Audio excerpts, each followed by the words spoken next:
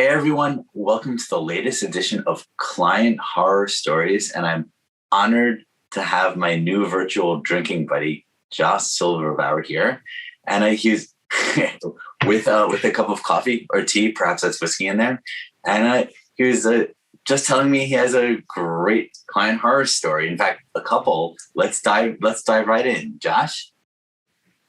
All right. Well, thank you, Morgan. So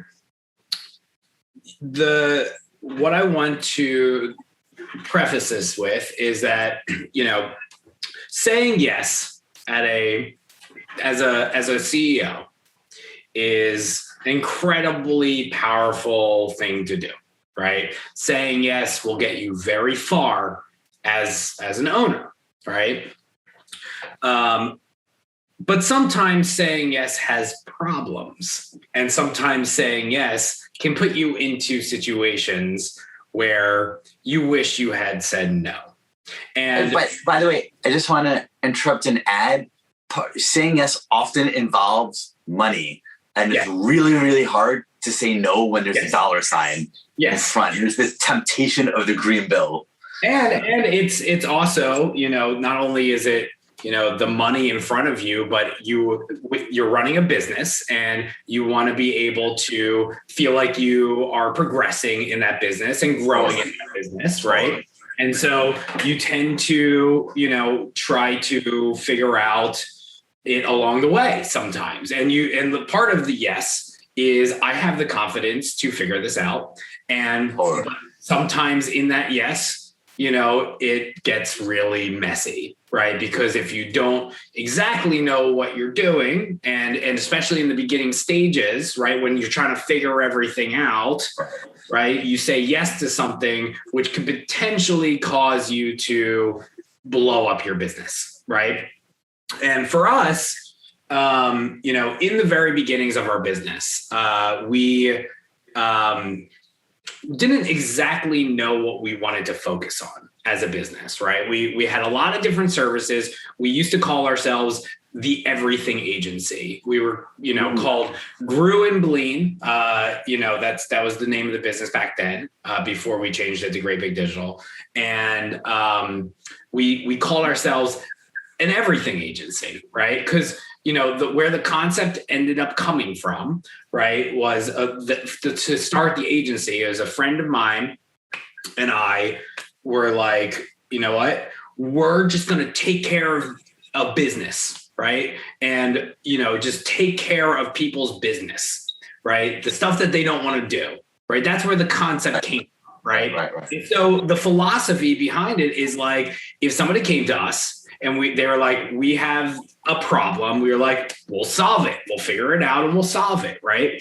And so this same friend, his parents had a business associates business associates / friends in the holistic community. They were relatively well known in the holistic community, right? And they had developed, a practice or a type of practice that was really popular in the holistic community, right? These guys were like famous in the holistic community for their particular practice, right? And they had been for 25 years, right? And so, I just want to interrupt.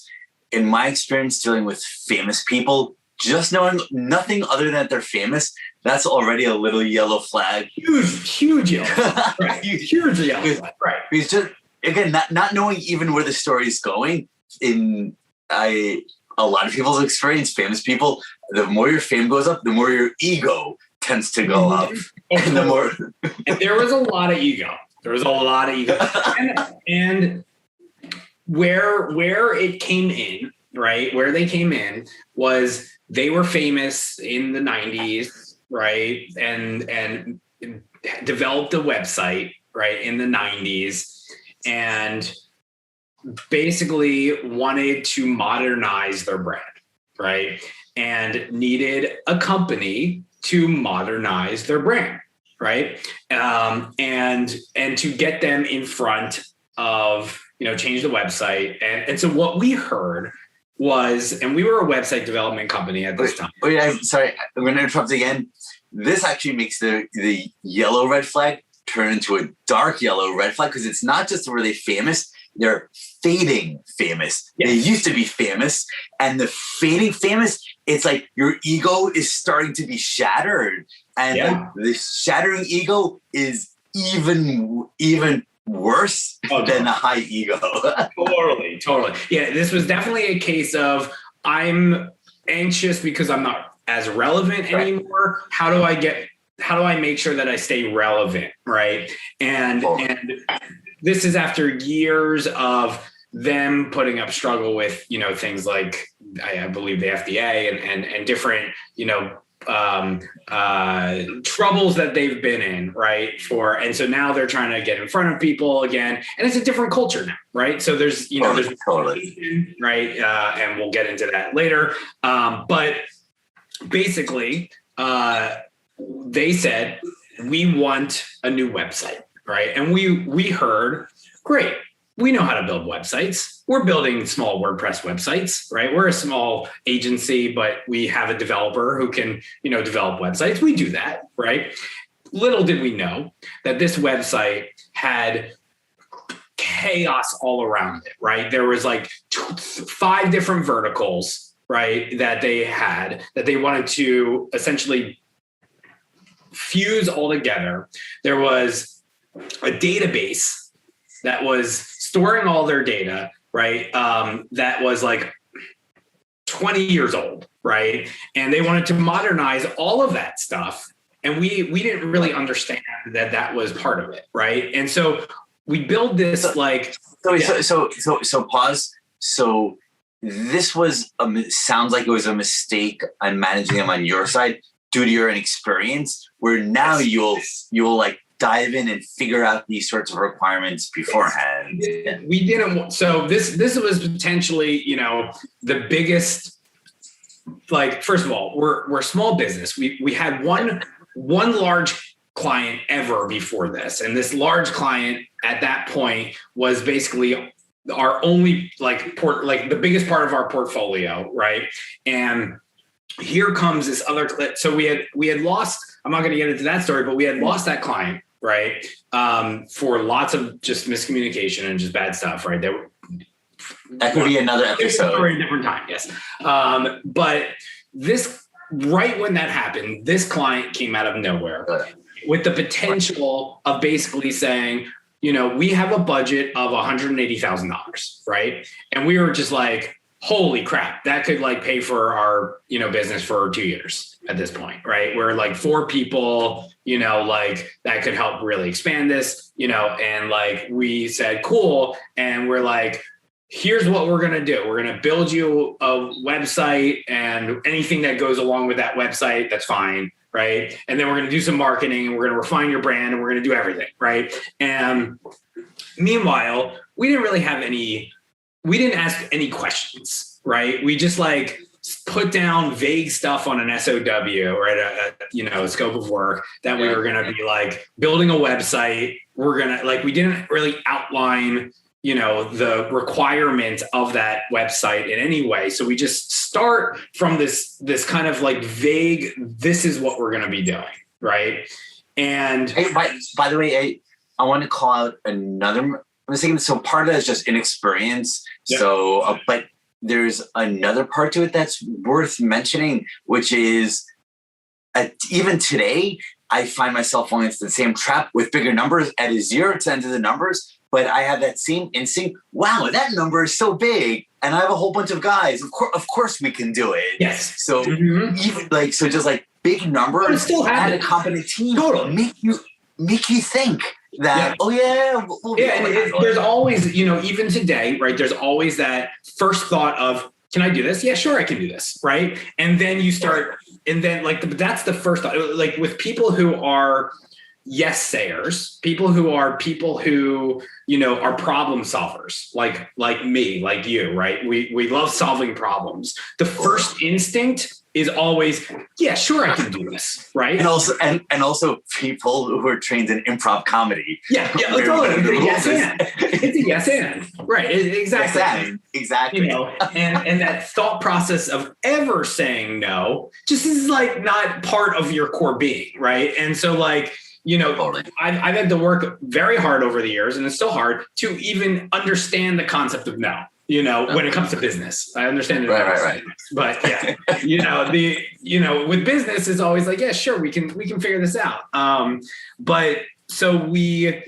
Because they were friends with my business partner's parents, right? Yes.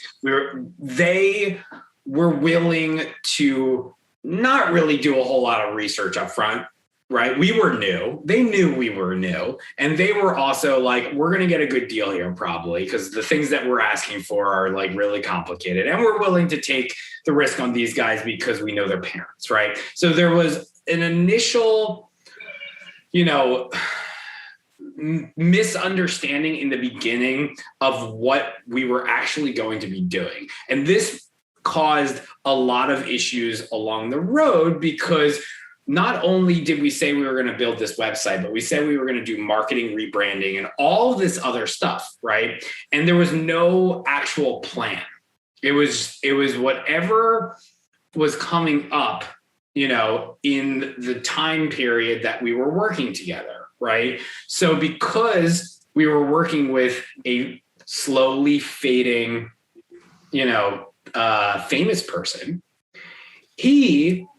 and the way that this business was structured was there was the main guy who was famous, right? There was his wife who was basically the manager of the brand. And ready? Okay, so we'll get into that. So manager of the brand, and then there was one other guy who was kind of the technical guy who had built all the systems. So we're dealing with the famous guy. We're dealing with the person who had done all the branding up to now, right? But doesn't understand digital enough to continue doing the branding, right? Which is very interesting because she had done all the branding up to now, so she had lots of opinions, which we'll get to in a second. And then 3, we're dealing with the person who built all the tech, right, up to now, but doesn't really understand like mobile and all of the, the front end stuff, right? So he's kind of like he is essentially the CTO, right, the person who had built all the systems up to now. And so, he knew enough to be dangerous, but didn't know enough in terms of how to get this next step to market, right? So we're dealing with 3 decision makers, right? All the time, right? We're not just dealing with the famous, and the way that the famous person was, he was not interested in business at all, right? His personality was, I just want to be famous and I want to be in the limelight and I want to be, you guys make all the decisions, but I'm going to have some thoughts on it if it doesn't involve me. Right. And so he didn't really want to be involved at all in terms of like negotiation or, right. He just wanted to do his craft and be in the limelight. Right. And then the other 2 had very, very strong opinions on everything, right? So we started getting. Let's pause. Let's talk for a moment about working with people with very strong opinions. I feel like another risk factor or point worth calling out is, I think often when you're younger and starting talking out, it's like you have strong opinions, yes, ma'am, and you do what they want. But I think as you get more confidence and grow in your career, one of the challenges is learning to be able to say, hey, like, are you hiring me to be the robot? Exactly. Yeah. Are you hiring me to be your robot, or are you hiring me because I'm the expert and I will make the decisions? Yeah. And you can't really have both. Yeah, I mean, there's a great HubSpot picture or infographic on types of clients, right? And one type of client that's on that is the essentially the Miss Know-It-All or the Mr. Know-It-All, right? Which is, you get into a conversation with them and over time, you start to think, wait a second, so why did you hire me at all? Right. Because they want to be in control, but they're having trouble, I guess, taking their own thoughts and executing them. So they hire somebody essentially to execute them, but in what you think you're hired for is you think that they want your thoughts, right? And so, there's that miscommunication in the beginning of like, do you want me to do this, or are you looking for something new, or do you just want to take what you think and have us be the execution person, which is, fine. But oftentimes what we experience is they don't know what they want, right? And so, their response is generally like, that's the worst combination. Strong opinions combined with not knowing what you want. Yes. Uh-oh. It's that I'm not sure what is going to work here, but I know it's not that, right? And so, it's that exact type of person, right? It's the person who doesn't know, but they know what they don't want, right? And it's everything that you're producing, right? So, the trouble with that is you're going to get into it's going to be a battle from the very beginning, right? And we saw it very early on because they even wanted us to redo the logo, right? And so we're creating new logos, and we start with 2 different versions of the logo, and then all of a sudden we're at 6 different versions of the logo, and then all of a sudden we're at 12 different versions of the logo. Then we have 25, and we're just like all these different versions, and it's literally like after finally we've refined the direction we want, and then we had to do 25 different versions of that direction, right? With different colors, different types of text, right? So it's just like, it slowed down the process. And then on top of that, the decision making, and it's tough with any type of organization who has multiple decision makers, right? That need to talk to each other about everything, right? You see this a lot in nonprofits, which, nonprofits are great, but the problem with nonprofits is there's always a board, and the board always needs to decide everything together, right? And so, with the trouble with that type of situation is things move slow, right? And when you're working when you're dealing with an $180,000 budget and things are moving really slow, and you're spending lots and lots and lots and lots of time on a logo, you're wasting tons of time to actually get them value and what you're trying to do in terms of the scope that you think that you're trying to produce, right? And so, where we find ourselves is slowly pulling away from website, which was the main reason that they hired us, and starting to pull more towards that brand and design and all of the things that because we can't build a website if they don't know what they want in terms of the design, right? And as we're going along, we just realize that they just don't get it, right? And I don't exactly, looking back on this, there were so many red flags, but how, and this is a conversation, this is just a good conversation. How can you know if a client just isn't going to get it? How do you know that, right? They're not getting it, and they never will. And that's, and the biggest, the time that we figured out, and it was pretty early on that we figured out that they were never going to get it. And the problem with figuring that out even early on is that you're in a contract, right? And even if you figure it out early on that they're never going to get it, you sign the contract and you're like, how can I at least get them the value of what we signed as quickly as possible. And then you're in the scenario. But the time that we realized they truly weren't going to get it, we designed the site and took them into, this is after lots and lots and lots of meetings of talking about direction, the wife telling us lots of things weren't working, right? And we finally get to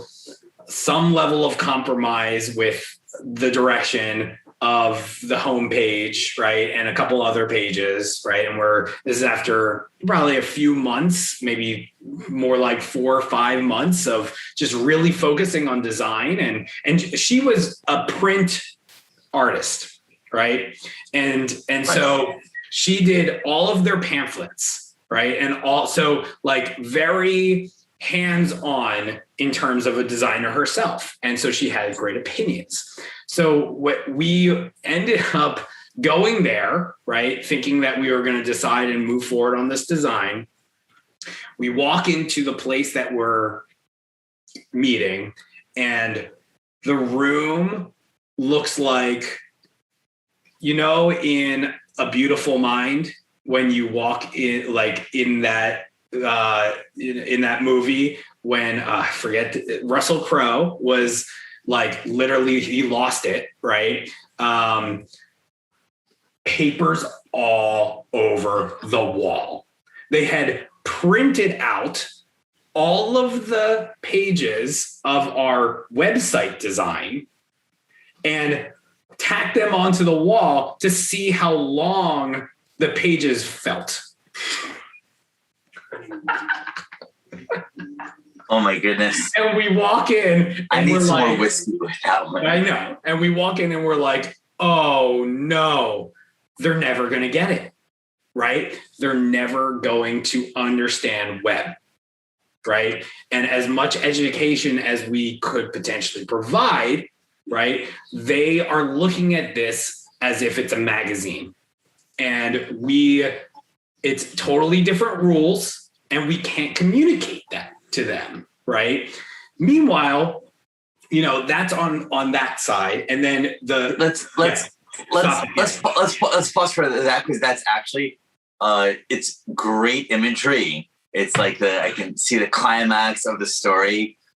What it leads me to wonder is the challenge of working with someone who fundamentally doesn't understand your medium. Yeah. Like that's a particular type of client, and I never thought about this explicitly until right now, but it might be useful to have a process to identify or smell upfront whether I sell marketing. Okay, do you understand the basics of marketing in it? If not, it's a whole other beast. Yeah, I mean, I think that we've kind of developed a way to sniff it out a little bit, where the person has to kind of understand buzzwords or keywords or something like that, or they don't have to understand it, but they have to not. There's buzzwords and keywords that are on the opposite side of not understanding, that if we hear them, we say red flag, right? If somebody is like, all right, yeah, just call up Google and get them to put me up on the top, right? There's things that is literally a conversation that we've had, right? I don't know if I'm allowed to curse on this, but you can curse away. I've literally had somebody say to me, okay, just call up Google. Whatever you have to do, go and fuck people at Google if you want, right? Just get me up to the top. And if you hear things like that, you say, okay, red flag, right? This person doesn't understand how it works, right? And the SEO is like that in general, right? It's like, by the way, sometimes I wish it worked that way, because it would be easier. Oh, wait, right. Find someone really hot, introduce them to the right person. Yeah, exactly. Who knew it was that easy? Right.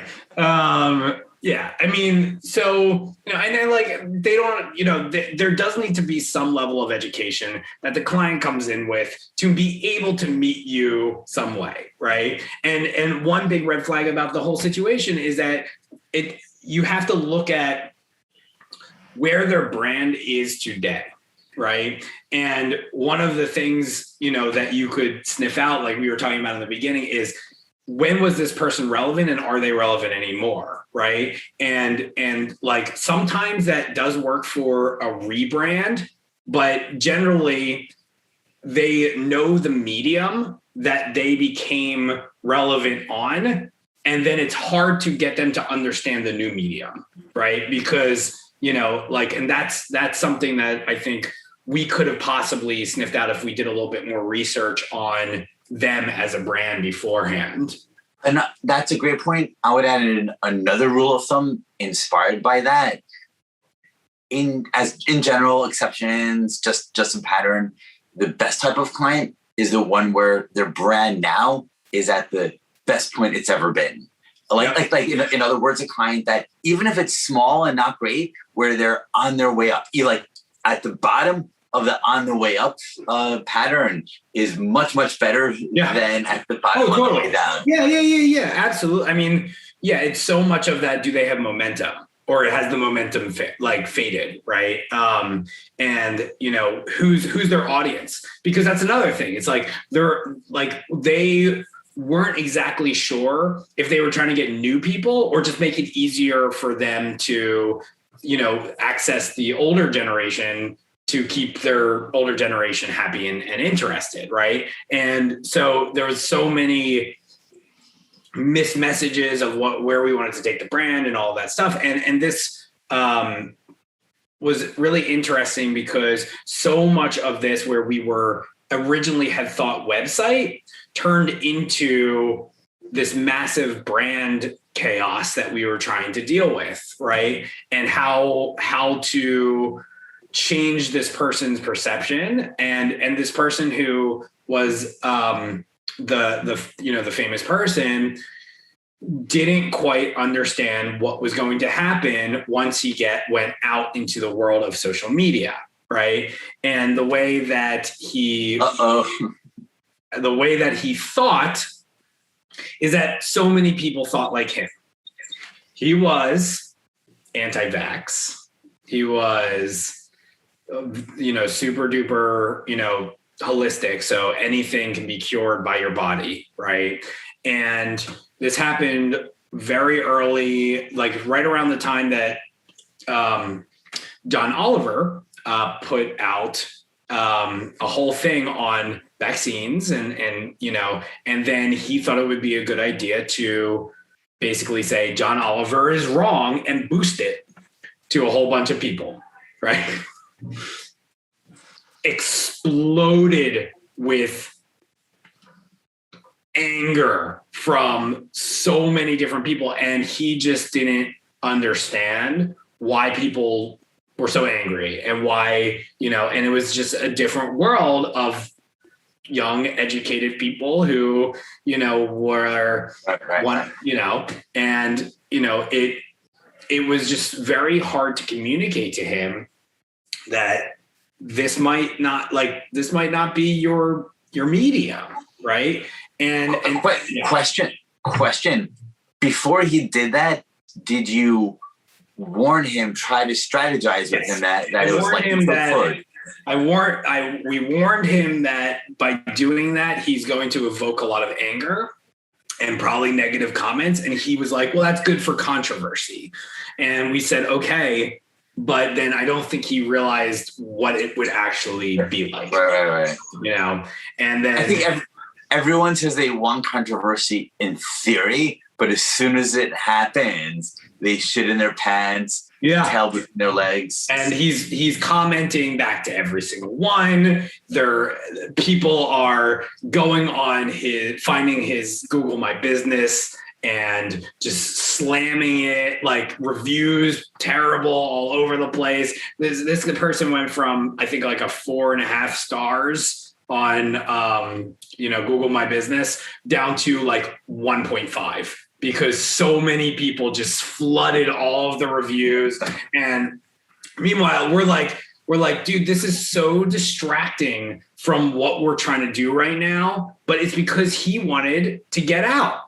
And so he wanted to get out. We had the brand person who wanted to build a new brand, and we had the tech person who wanted us to build this ridiculously complex website. And as we start getting more and more into the website, we start, and this is an R bad, we start realizing that there are systems upon systems upon systems that are connected to this website, right? And for us to update the website means that we have to update all of those systems as well, right? Like every single time somebody signs up for a seminar, it processes into a back-end system. Like there's just so many systems, right? And so we didn't do that research, right? And that was a big no-no for us. Do we want to stop there and just talk about the importance of doing research? Because it's very important to do research. And this is, it's just like, this is always tricky for a new business. And even today, scoping, right? Like you want to spend time on building out a really thorough scope, right? But how do you charge for that, right? Like, right. The trick is no one wants to pay for discovery.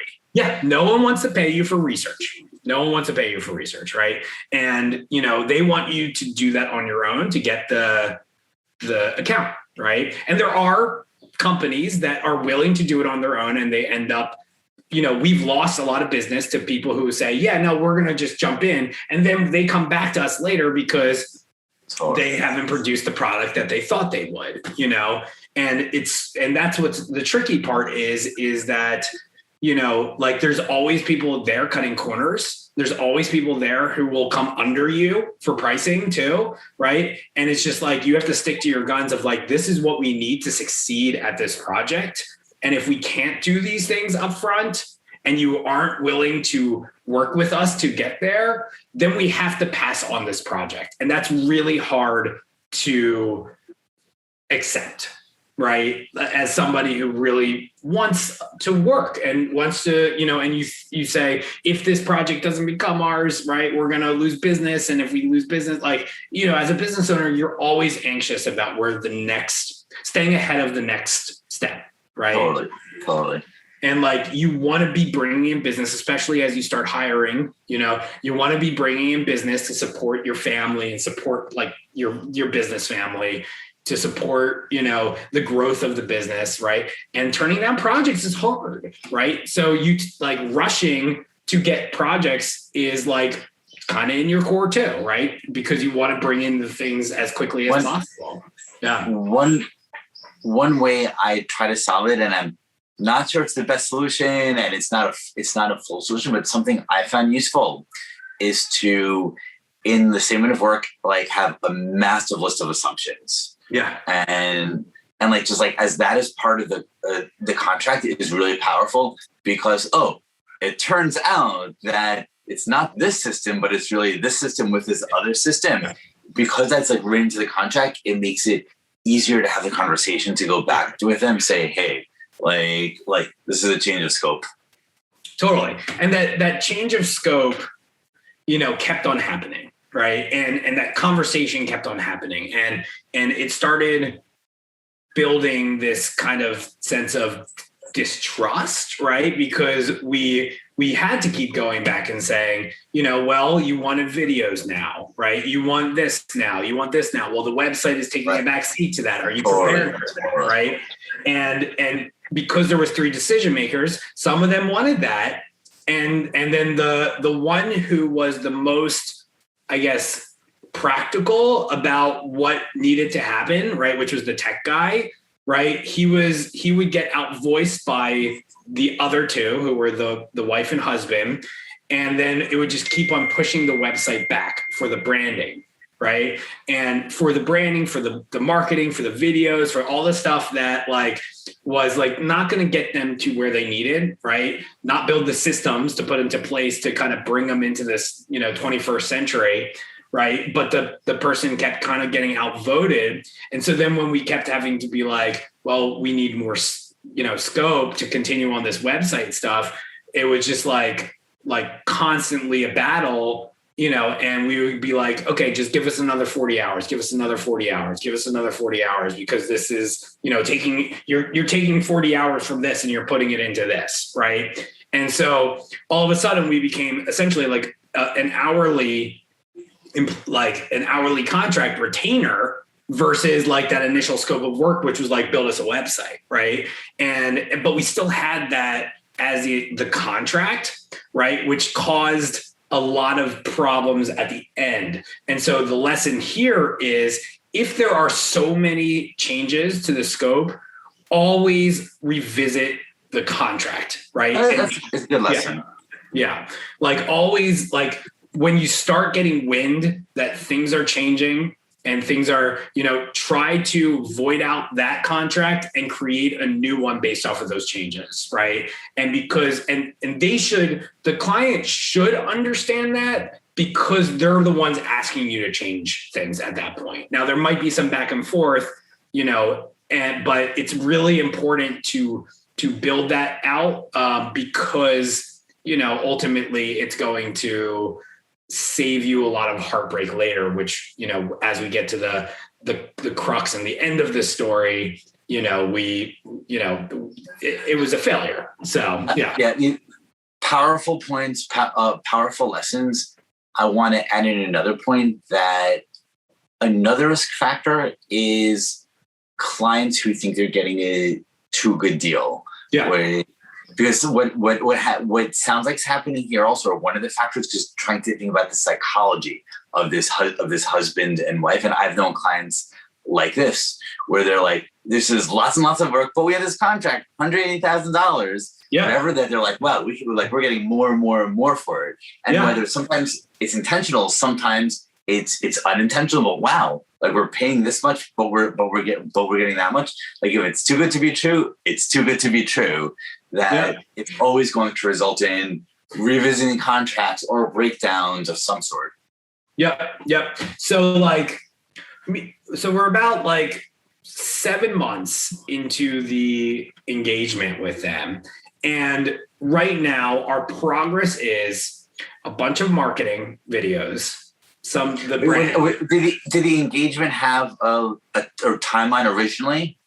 Yeah, the original timeline was like a year for like a 12-month contract to get them this website, right? By the way, I want to say something I've also been doing is, before doing year-long contracts, I now insist on a small 90-day contract just to see how we work together.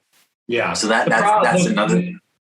The tricky thing with that is that when we structured the agreement as a project, it was the website, right? As opposed to a retainer engagement.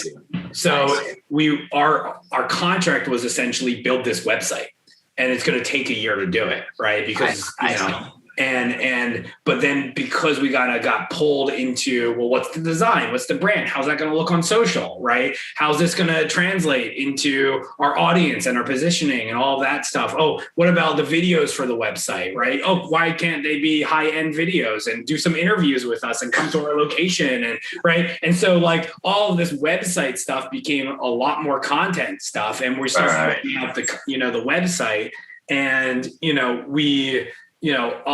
we're at 7 months and we have a fucking blog. That's all we have at this point, and we're like looking at this scope of how much hours we have left. And meanwhile, we're down now to like $60,000 basically, or some kind of which equates to, not very much time, right? To build this insane system of websites. So we're like starting to try to do that. And we realize there's no way we can do this with, the amount of hours that we have left. Right. And then, so we start thinking, well, how many hours do we need for this? And then we realize, oh my God, we need like an additional like $60,000 on top of the $60,000 to like do this. Right. And so we basically go back in and say, this is the amount of additional hours we need to output what you guys are asking us. And we need to get out of marketing, and we need to get this. And they're like,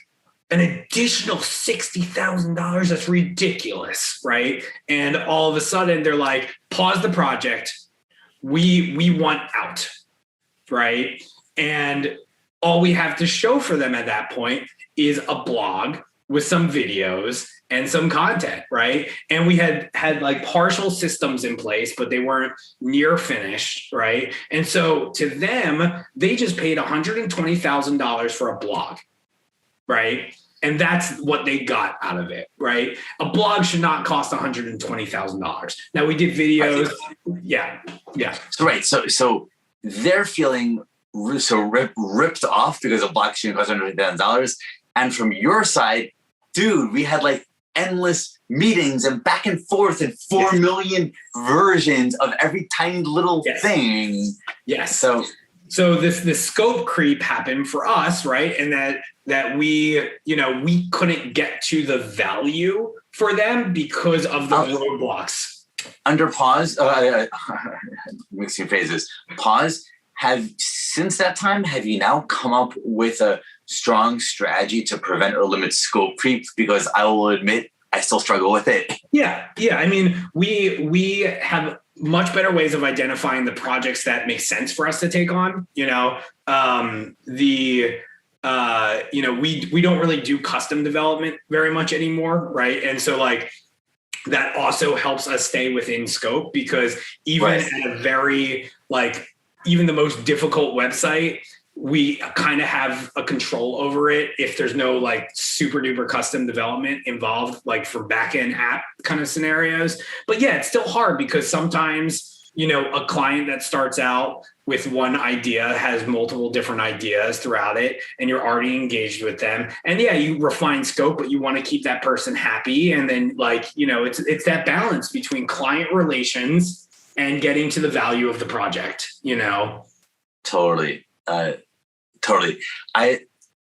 Because I haven't found a good way to solve the scope problem, I solve that basically by focusing my whole practice on the things I'm so confident in. I know with my eyes closed, the price, the details, the risks, and everything else. Yeah, totally. I mean, and but the tricky thing about that is that with people like us, I don't know if you experience this too, but what I feel like I'm confident in is lots of things, And so I tend to. You were the everything shop. Yeah, I tend to bend the rules a little bit to that mantra, because I'm like, well, this is close enough that I could be confident in this, right? And that's gotten me very far in terms of my education, because I'm a very good learner, so I can learn a lot of things.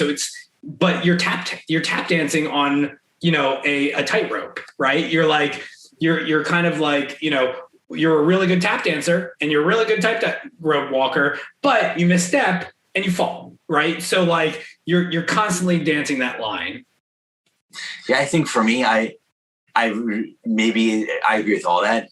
For me personally, I got out of the custom dev business because it's custom dev was precisely issues like that I never solved. However, for example, I'm the man behind microsite marketing. I spend days and nights just creating lots of high quality, well done microsites, and I have my whole process and team. So I know, okay, we want a site for this of this sort with this many pages. Yeah. I instantly know, okay, it'll cost about this, it'll take this much time, and in the worst case, it's not going to be that much different than what you. Yeah, I have my microsite pilot. I have WordPress. I have the WordPress process, the templates we did it all. Here are all the plugins. Here are the people. It's I feel confident keeping the microsite limited in a way that, go build me an app. I'm like, someone else can go do that for you. And so what you're pointing on, or what you is, the more you have a process in place, the less likely you are going to go off the rails and overpromise and underdeliver, right? But it's defining what that process is, and also understanding when to adapt that process. Because the tech world changes every single day, right? And if you're just too rigid on that process, you won't grow, right? So it's the same. It's that, again, that balance of making sure you have a process, making sure that that comes first, and then kind of like taking a bird's eye view of, does it make sense in this scenario? Do we bend it a little bit, right? Like if there is something that comes along that could be a really interesting thing for your team to explore. So, yeah. And by the way, clients value the process, because when you talk about work you've done previously, it could have just been you were lucky or you're smart or you worked really hard, but a process implies reproducibility. Yeah. And what every client wants is, oh yeah, those past successes, I want you to reproduce them for me. Yeah, exactly. And then also, it just, people are comfortable with structure, right? And if you go in and you have no structure and there's no process in place, there's going to be a sense of anxiety from everybody along the way, right? If I were a cynical atheist, I could potentially argue that religion exists because people really want structure to structure their lives. Totally. I mean, it's we have a level of anxiety when we don't know, when there is an unknown, right? And religion structures it, right? And just in general, like that's we as humans crave structure because we are completely afraid of the unknown, right? And so that's, the more you can give that structure and that leadership, right, to that client, then, the generally the better scenario you're going to put yourself in. And that's actually, and what's actually interesting is, imagine your company had a stronger structure at that point. When your clients start saying, do the 1,000,000 versions of the logo, we need 1,000,000 meetings for this. Like, structure allows you to push back and say, hey, you hired us for our process. And our process is do it like do it like this. We can't do 1,000,000 versions of the logo. That's not in the process. Yeah. And like the better part of that is put it in the contract, right? put that process in the contract, and then you can always point back to that contract and say, well, it's two logo meetings. If you want a third one, right? Then and that also sets you up for, if it's not doing well in the beginning, if they're pushing for 4, 5, 6 logo updates in the very beginning and you have 2 in your contract, you can point to that and they say, well, that's not acceptable. And you can say, well, this is how we do it. Maybe this isn't the right fit. Right. And so, the more structure there is, obviously the better. So, we get to the end of this relationship with them, after almost, 9 months, 10 months with them. And they basically say, okay, we want $35,000 back. Right. And we're like, what? Like, we built you all these things. We, based off of time, you used our time. Right. And they say, yeah, but we didn't get the value that we thought. And how could we argue with that? Right. Because they didn't get the value of what they started out with. Right. They wanted this website experience, and there's so many things on both sides that cause that to not happen, right? But basically, we didn't have a great argument of like, we could go to court with them. We could go battle. We might win. Cost us $60,000, $100,000 to go up in court against people who have a lot more money than we do at this point, right? And so it's like, we basically were like, all right, you fucked up, we fucked up, right?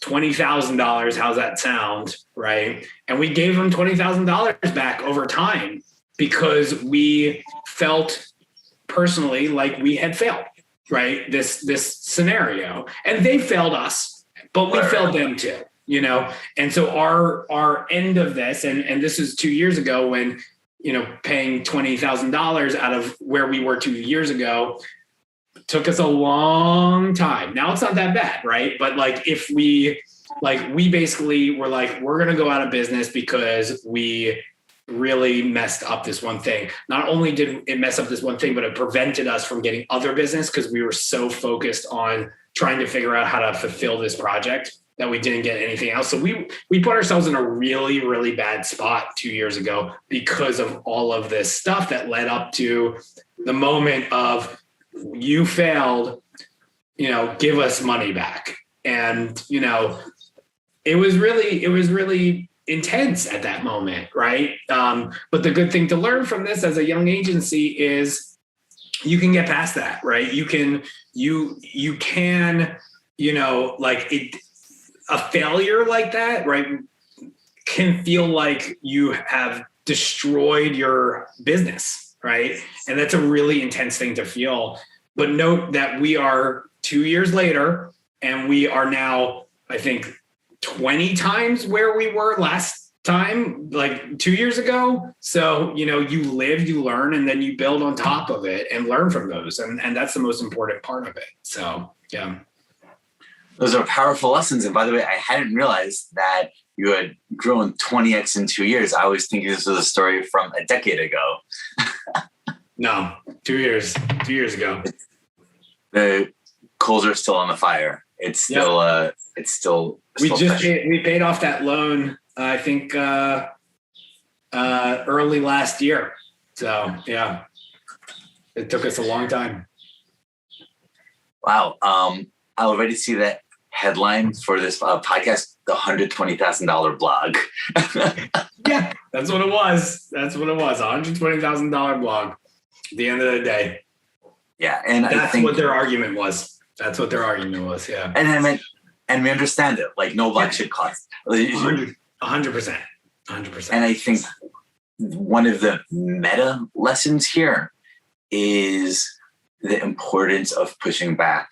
Like clients often want meetings, paperwork, revisions, and even if you say, "Oh yeah, change order," like updating this, still like fundamentally they have a budget and they have so much emotions, like so much emotional stress and so much budget, and when they waste it on your part, everyone loses. So, as someone running an agency, it's our responsibility to be able to push back to them and say, you want me to do this, but you actually don't want me to do this because it's going to stop us from actually fulfilling the contract.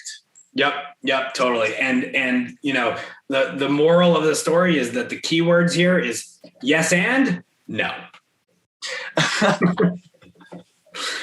Pushing back, you have to get comfortable with both of those words in your vocabulary as a business person. Somebody who is just no all the time, right, is going to turn down opportunities left and right that could be amazing because they are just so dogmatic about the process, right? And so they need to be able to say yes sometimes a lot more. And then the yes, the yes person needs to be able to say no. And if you can't, you align yourself with good partners who are able to say no. Right. That should be a requirement of one of the business partners. Yeah. I mean, that's my business partner, my other business partner who, is essentially like the other managing member of our business. He's a no person. He's just no. He knows everything.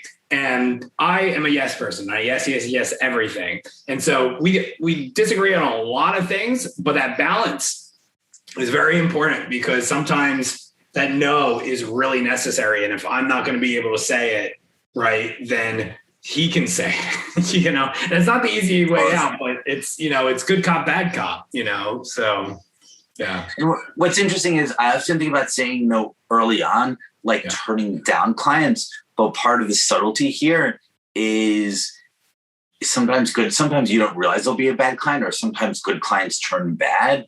So as a result of that, like when you're in the middle of things, like it's like their client's not happy with the logo, so they ask for another revision. It's hard to say no, sorry. I like to think of, this is just really interesting. You said like the good clients become bad. I like to think of like the agency world as like, I just had to look it up because I forgot what it was from, but from Batman, right? It's either you die a hero or you live long enough to become a villain, right? And it's like, with like client relationships, it's kind of like that, where it's like, you just keep on going and keep on going. And eventually, you've fulfilled it, right? That's the fulfillment, right? You've done what you needed to do and you pass them on, right? Or it just goes and goes and goes and goes and goes, and you become the villain because you essentially want to be able. Clients are like children, right? You want to be able to raise them, and you want to be able to send them off onto their own, and then if you keep them there too long, you essentially you have to keep on finding value for them, right? And make sure you're doing that, or you do become a villain at the end of it, right? So it really is about constantly determining what value is and making sure that you can fulfill that. Love it. I'm used to throwing in Shakespeare and ancient poetic and Latin quotes, but I love your pop culture Batman quote. I hadn't known that one, but I think it's my new favorite quote. It's a great point. Yeah. Cool. So that's the story of the client. That's the story of that failure, and that was the biggest failure we ever had.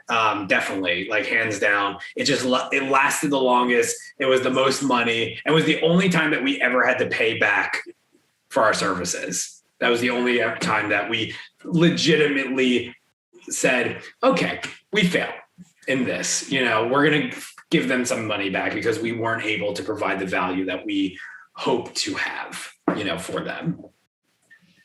Experience is a euphemism for failure. Mm-hmm. So this is giving you experience so you can identify these risk factors more. There's the saying often attributed to Winston Churchill, but Churchillian drift, everything tends to be attributed to Winston Churchill, that success is being able to pick yourself up after every failure. So kudos to you after this is one of the bigger failures of everyone I've spoken to. So kudos to you. Oh, great. You get a gold star. No, but the harder you fall, the more you internalize the lesson. We started out by talking about the risks of people with egos who are too high, and one of the reasons people, even the not famous people, get really high egos is when you've never truly experienced failure. There's nothing that keeps your ego in check. Okay. So whatever doesn't kill you makes you stronger, type of thing, right? Exactly.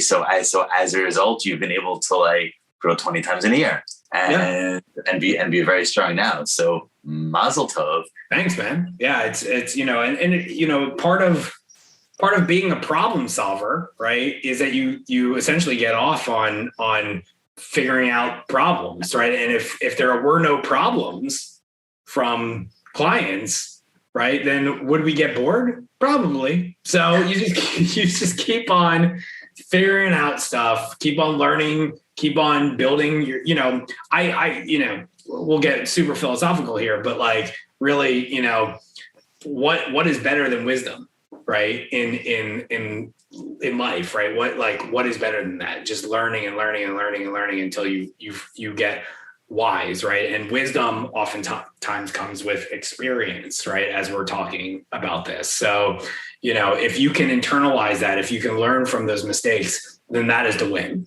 right? It's only a failure if you never learn from it, right? And so you can turn that into a win. And that's, a much better way to live than to say, I failed. You turn it into a win. So, Yeah. And to wrap up, I love it. Agreed. Finding wisdom is hard. And one of the worst things is failing and not learning from it. I recently I had a drink with a former client. He ended up failing on his business after the one I helped him. And I asked him, what did you learn? He was like, the worst part is I didn't even learn anything from the failure.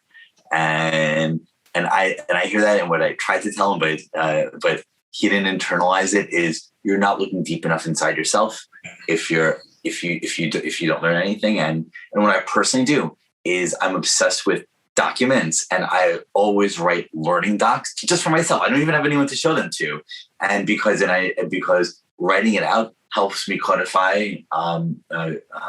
codify what I can learn. And even when it's 99% the other person's fault, it's never 100%. Like even when only 1% is under your control, you still could have done differently that 1%. Yeah. Oh, totally. Yeah. And yeah, I completely agree. It's therapeutic. It's therapeutic, right? Like just put it out there to talk about it, right? Cool. Yeah. This is great. Thank you for your time. It was a powerful story, and I'm happy that you've been able, after falling down so deep, you've been able to lift yourself up so high. Yeah, and we'll keep going, and I'm sure we'll keep failing, and I'm sure we'll keep learning, and I'm sure we'll keep winning. So, and I'd love to have you back on at some point after your wife's baby pops out, and to share some of your other stories as well. Absolutely. Thanks, Mark. Okay, and thank you everyone for watching.